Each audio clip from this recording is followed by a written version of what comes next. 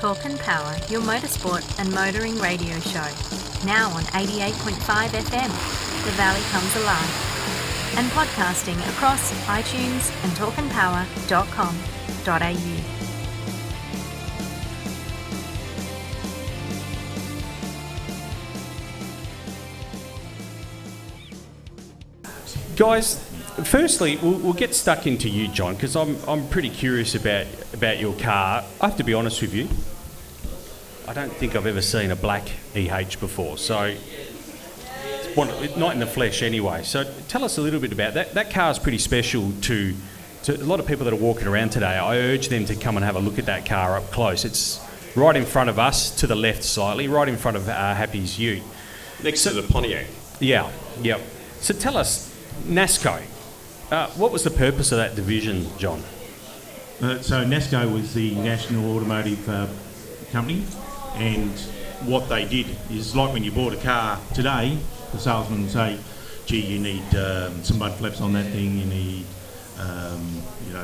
paint protected, etc. So what Holden did is they manufactured a lot of those motor vehicles, and then the way to make it a bit different and to customise it was to sell you NASCO accessories. So there was a book of accessories you could put on, and that car out there has got pretty much every accessory that you could get except for a taxi rail and also a tow bar.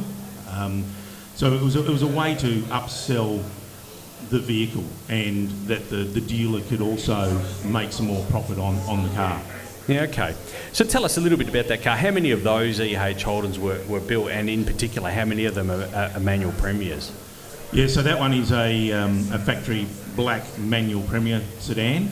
So when Holden made Premiers, they were the luxury model. Mm-hmm. So they pretty much put an auto behind it, because why would you want to have a luxury model car and change your own gears?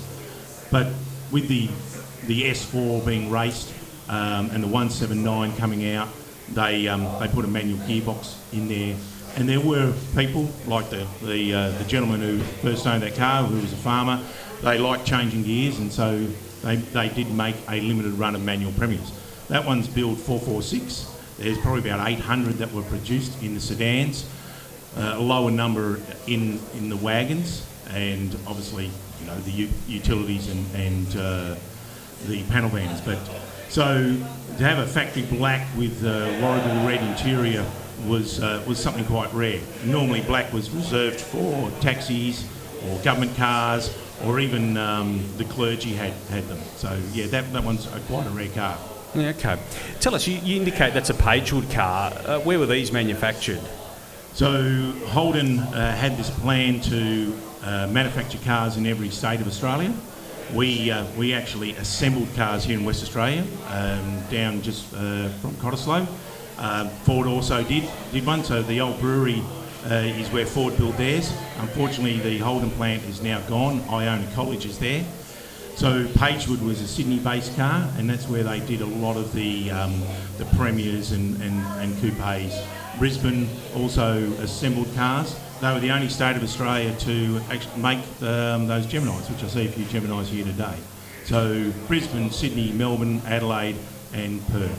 Yeah, amazing.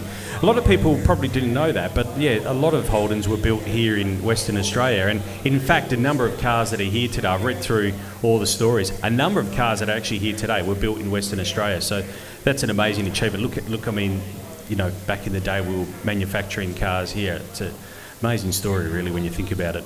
Oh, absolutely, and we built them up to the HQ, so 1974 is when they closed the plant, unfortunately. Yeah, yep. So, John, tell us, we're at the site of City Motors. How many dealers were in Perth during that sort of EH period? There were 4 major dealers. There was City Motors in Stirling Street and also in Scarborough Beach Road. You had Young's, you had Shacks, and the now defunct. I've forgotten it, but there was one down where the Hilton Hotel is now. So Atwood's? And then there was multiple. Atwood Motors. Yeah. No, Atwood were a distributor. Oh, okay. So was it Sydney Atkins? Yeah, Sydney Atkins. There you go. Atkins. Got it. See, I tested him out on that. So yeah, so Sydney Atkins was the major one. So Sydney Atkins received the first Holdens back in 1948. They received 6 brand spanking 48 215s, all in black.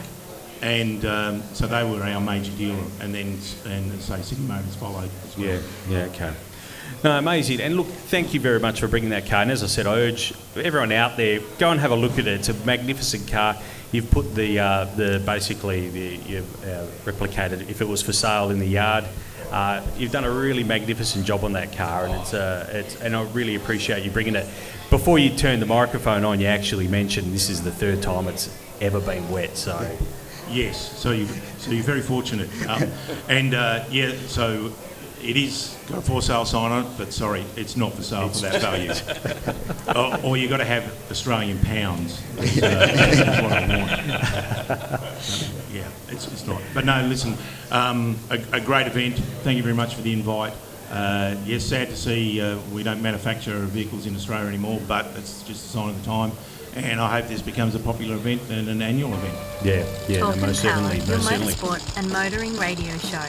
Now on 88.5 FM, The Valley Comes Alive. And podcasting across iTunes and talkandpower.com.au.